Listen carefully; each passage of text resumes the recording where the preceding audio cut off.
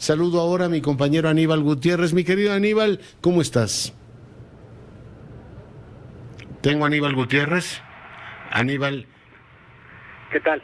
Hola, ¿cómo estás? Oye, dos cositas te pongo sobre la mesa. Dos gobernadores, ayer me lo decía el gobernador de Chihuahua y hoy lo repetía el gobernador de Tamaulipas en su informe, están pidiendo una reconsideración del convenio de coordinación fiscal. Dicen ellos que aportan más de lo que reciben. ¿Tú le ves viabilidad a este planteamiento, Aníbal?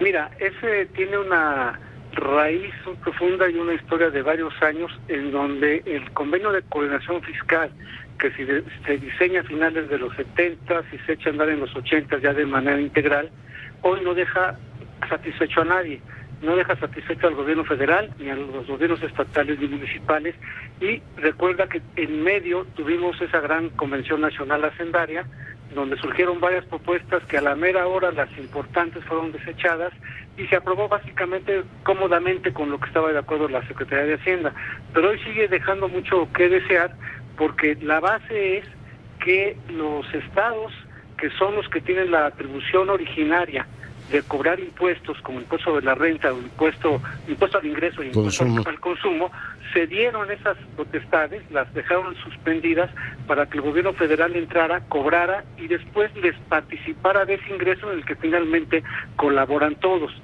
Hoy, como no alcanza, algunos estados, ¿qué es lo que están diciendo? Bueno, cuando me iba bien, yo fácilmente podía ser solidario y cumplir con ese principio de subsidiariedad y subsidiar a los estados que estaban generando menor valor agregado, menor riqueza y menor impuesto. Hoy eso pues ya se ha cuestionado, pero no es la primera vez. Regularmente sale en ciertos periodos de crisis o de caída de los ingresos tributarios o de las participaciones, una reducción de estas, salen y plantean eso. Sin embargo, el sistema es muy complejo en términos de que que alguien denuncie el convenio y se salga, implica que tiene que montar un esquema de recaudación propio, el cual se desmontó porque antes sí existía, se desmontó para este esquema de coordinación fiscal y habría que ver en cuánto tiempo lo logran levantar. Entonces, sí es complicado, sin embargo sí es una atribución y un derecho que tienen los gobiernos estatales en términos de que son los que tienen la potestad originaria de cobrar impuestos. Es un tema delicado, sí implica una revisión importante de esto y pues ya desde hace rato entra y sale ese tema. En los últimos años, has de recordar, el gobernador Corral fue de los que más insistió en revisar el convenio de coordinación fiscal. Sí. Ahora, no lo veo viable en un contexto de estados aislados o de que cada quien va por su lado. Tendría que ser algo dentro de un esquema de coordinación y un esquema fortalecido en términos de lo que fue, por ejemplo... ¿Pero quién convocaría una convención de ese tipo? ¿Hacienda? Fíjate que tenemos otro instrumento. Hacienda tiene un esquema de coordinación fiscal instituido, hay un sistema de coordinación fiscal donde hay un presidente y demás, y Hacienda ahí también está pegado a ellos, pero también tenemos enfrente, tal y como surgió en sus orígenes, a la CONAGO.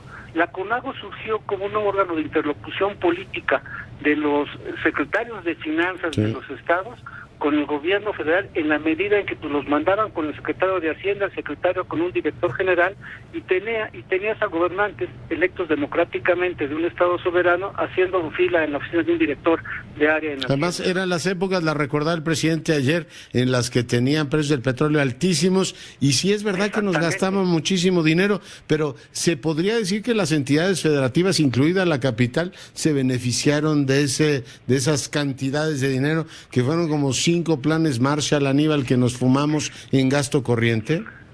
Exactamente, hubo una disposición de recursos adicional por la parte petrolera, pero fue para todos, fue también para el gobierno federal, no nada más para los estados, ¿no?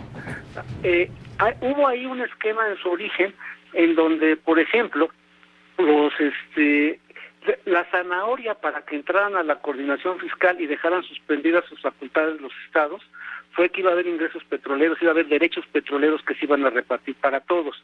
Después Hacienda los fue reduciendo, dijo, no, este tramo del derecho ya no, este otro tramo tampoco, este sí, solo sí, y se redujo la bolsa de los recursos participables, desde ahí se comenzó a mermar. Ahora, el gran problema es que hoy los estados, como tal, ¿qué capacidad tienen de cobrar impuestos? Tienen el impuesto sobre nómina, que ronda entre un 2-3%, tienen el impuesto que te cobran de hospedaje, de hoteles, ¿no? Y el impuesto que te cobran a ciertos servicios profesionales por honorarios, el médico, el dentista. Esos son sus 3 impuestos fuertes. Y el municipio tiene el predial, ¿sí? Entonces, en la medida que no hay otros instrumentos fuertes de recaudación, pues a pesar, aunque mira, como se hace, algunos pues flotan, aunque no flotaran, no tienen los instrumentos suficientes para recaudar más. Oye, pero políticamente tienes -0, ¿no? Como posibilidad de que esto prospere. Por el momento así es, porque yo no veo una cohesión de entidades federativas y de secretarios de finanzas como las que hubo hace algunos años para poder presentar una posición de conjunto y revisar esto. Cuando la hubo y se llegó a la Comisión Nacional Hacendaria, a final de cuentas, pues Hacienda les jugó el dedo en la boca y ya no se concretó la parte dura que se había acordado. Que siempre no, señores. Aníbal, te mando un abrazo, muchas gracias. Saludos.